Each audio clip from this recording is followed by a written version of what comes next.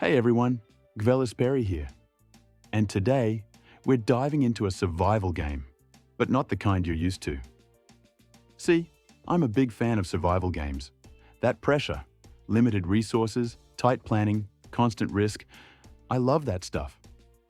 But most survival games lose me way too fast. They all follow the same formula. Scavenge food, water, wood, craft a tool, and then watch it break 5 minutes later. Even the most creative concepts end up feeling like a to-do list. You go in chasing excitement, and you leave with a spreadsheet. But the altars?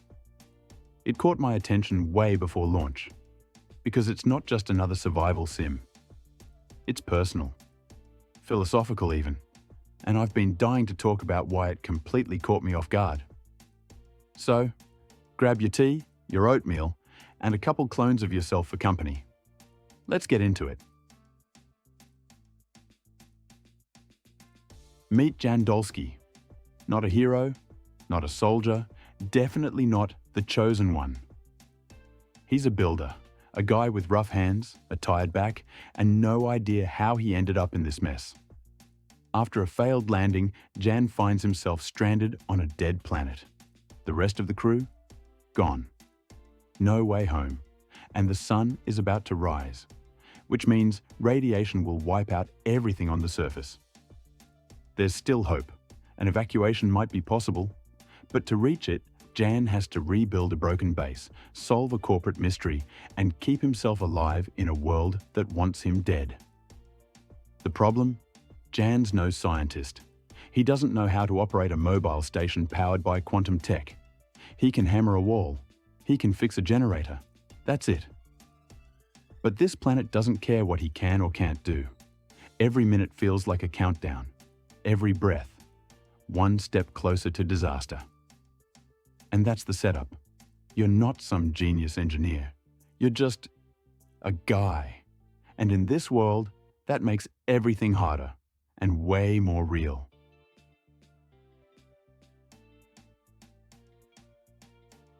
This is where The Altars really flips the genre on its head.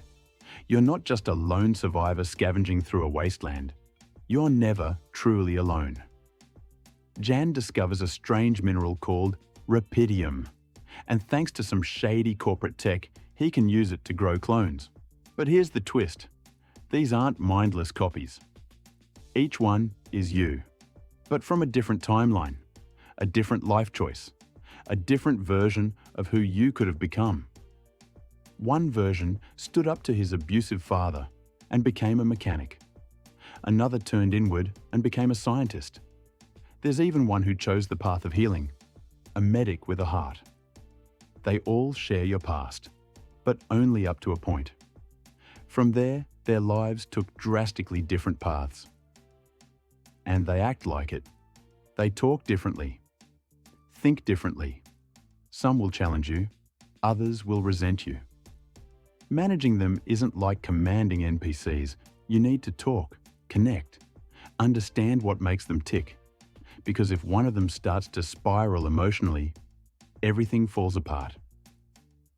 And yeah, I'll admit, there were moments where I looked into the eyes of a clone and genuinely felt like I was facing my own regrets.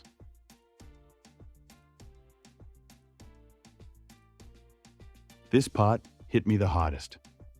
The Altars doesn't just tell a story, it makes you feel like you're living it. You dive into the memories of your clones. Moments from childhood, family arguments, career pivots, all played out in text. And somehow, just a few lines are enough to punch you right in the gut. It's like flipping through a diary written by someone you could have been. And the more you read, the more you reflect on your own life. What if I had done that instead? Where would I be now? That's the magic here. It turns simple backstory into introspection. Now don't get me wrong, not every dialogue lands. Some feel stiff or robotic, especially early on. But others, they're haunting. And when the writing works, it really works. You start piecing together not just the plot, but the main character's broken identity. And maybe, just maybe, a little bit of your own.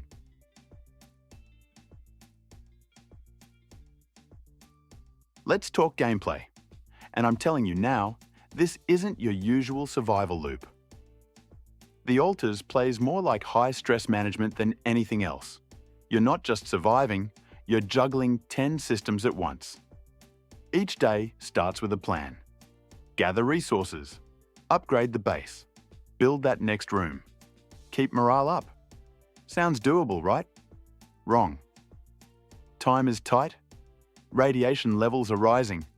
You've got maybe 10 hours of daylight before you have to get back inside. Meanwhile, one clone's gathering scrap, another's fixing the generator, and a third is cooking up sad oatmeal. And you? You're trying to coordinate all of it while the clock screams at you.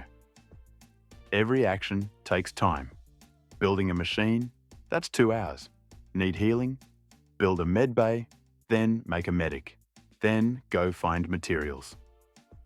You constantly have to make hard choices. Spend resources on a drill, or build a radiation shield. Push your clone to keep working, or let him rest before he breaks down. The game forces you to think ahead, and then throws wrenches in your plan. And I loved that. This isn't busy work. This is survival under pressure. A little chaotic, sometimes frustrating, but incredibly rewarding.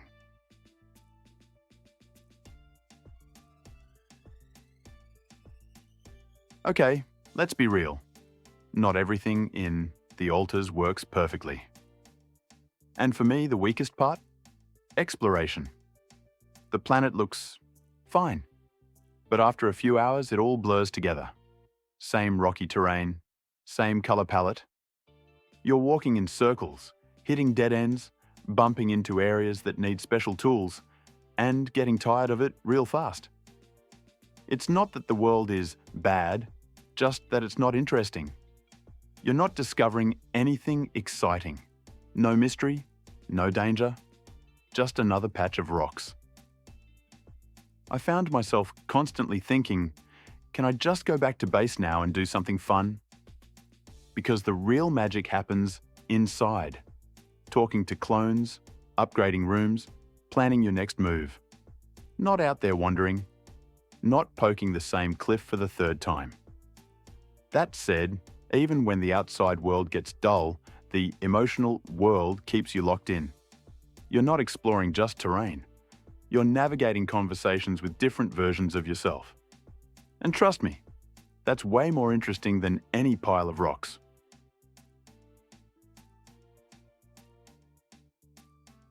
The Alters isn't just another survival game. It's one of the few that actually made me sit back and go, damn, that hit different. It's sci-fi, sure, but not the laser-blasting alien fighting kind. It's introspective, it's quiet, it's human. It takes familiar survival mechanics and layers on top of them an emotional, personal story about choice, identity, and regret. And while the game's not perfect, the writing can be uneven and exploration gets stale. The heart behind it, it's real, it's honest, and it's what kept me going. You're not just surviving a hostile world, you're facing your own alternate selves, your past decisions, and the question we all ask at some point. What if I'd done things differently? I'd give this game a solid 8 out of 10. Not because it's flawless, but because it's genuine. And in a genre full of checklists and crafting benches, The Alters actually has something to say. Thanks for sticking around. This was Gavelis Berry. If you liked the vibe, hit that like button, and maybe even sub for more deep dives like this one. I'll see you in the next adventure. Take care out there.